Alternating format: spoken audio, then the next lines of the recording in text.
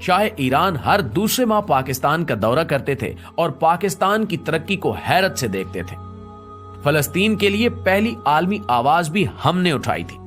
शाम, उर्दन और मिस्र की सिफारतकारी, आजादी और बहाली में भी पाकिस्तान का अहम किरदार था।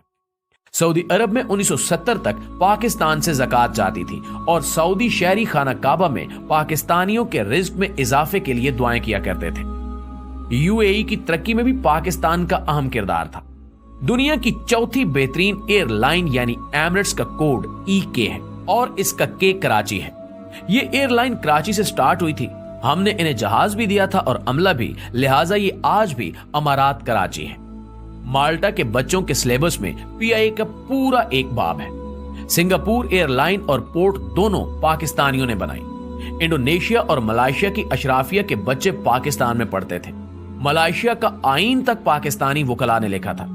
जनूबी कोरिया की ग्रोथ में महबूबुल हक के 5 साला मंसूबे का अहम किरदार था। भारत 1990 की दहाई में पाकिस्तान से बिजली खरीदता रहा और मनमोहन सिंह ने शाइनिंग इंडिया का पूरा मंसूबा पाकिस्तान से लिया था। दुनिया की 3 बड़ी इंजीनियरिंग फॉरम्स ने 1960 की दहाई में कंसोर्शियम बनाकर मंगला डैम की बिड की थी और हार्वर्ड यूनिवर्सिटी की इंजीनियरिंग क्लास के तालिब इल्म जहाज भरकर मुताले और मुशाहिदे के लिए मंगला आते थे और इस मंसूबे को हैरत से देखते थे। मुस्लिम दुनिया के 27 मुल्कों के फौजी अफसर पाकिस्तानी अकेडमियों में ट्रेंड हुए और बाद अज़ां अपने अपने मुल्कों में आर्मी चीफ बने। यूएई की फरमर आवाज जैद बिन सुल्तान अल नहान 1970 की दहाई तक पाकिस्तान के दौरे पर आते थे तो इनका इस्तकबाल कमिश्नर रावलपिंडी करता था।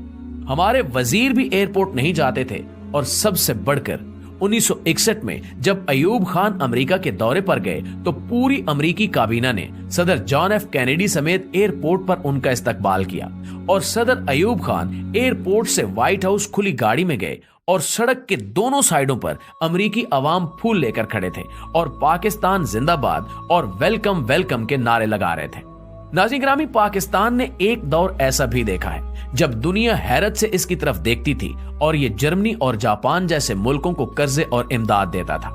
लेकिन फिर इस मुल्क पर एक ऐसा दौर आया जिसमें हम $1 अरब के लिए दुनिया के दरवाजे पर भिखारी बनकर बैठे हैं और दुनिया हमें गरूर और नफरत से देख रही है।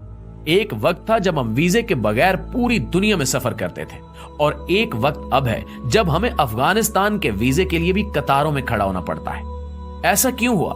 क्या कभी हमने सोचने की जहमत की है? हमें मानना पड़ेगा कि हमने बड़ी मेहनत और जदोजहद से इस मुल्क को तबाह बर्बाद करके रख दिया है।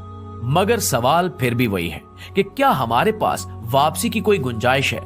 तो जी हां, अभी भी वक्त हाथ से नहीं निकला। हम ताहाल एक कौम है और हमारा जोग्राफिया भी बहाल है। लिहाजा हम आज अगर नींद से जाग उठे, हम आज अपने हाल पर रहम करें तो हम 10 से 20 बरसों में दोबारा उस लेवल पर आ सकते हैं जिस पर हम दूसरे मुल्कों को इमदाद और कर्जे दें। लेकिन इसके लिए हमें चंद बड़े फैसले करना होंगे। कोई भी सियासतदान 2 या हद 3 से ज्यादा मुद्दत तक वजीर आजम न रह सके और मुल्क को बिजनेस फ्रेंडली बनाया जाए। कोई भी शहरी या गैर मुल्की मुल्क में कंपनी खोल सके और कारोबार कर सके और हुकूमत उसे 5 साल तक टैक्स की रियायत दे। हम फौरी तौर पर आबादी कंट्रोल करें और 30 साल की उम्र तक तमाम लोगों को हुनरमंद भी बनाएं। मुल्क में कोई शख्स बेहुनर और बेरोजगार ना हो। और आखिरी मशवरा, मुल्क के तमाम स्टेक होल्डर्स एक ही बार बैठकर अगले 20 साल का कौमी मंसूबा तैयार कर लें और फिर कोई शख्स उसे छेड़ने की जसारत ना करे और जो करे उसे करार वाकई सजा दी जाए। नाज़रीन, आप यकीन कीजिए कि हम इन चंद इकदामात से एक बार फिर इज्जत और आबरू की शाहराह पर आ सकते हैं, वरना हम इसी तरह भीख मांग मांग कर खत्म हो जाएंगे और तारीख के औराक में हमारा जिक्र तक नहीं मिलेगा। आखिर में दुआ है कि अल्लाह ताला इस कौम पर, अल्लाह ताला इस वतन पर अपना रहम व करम नाजिल फरमाए। आमीन सुमा आमीन।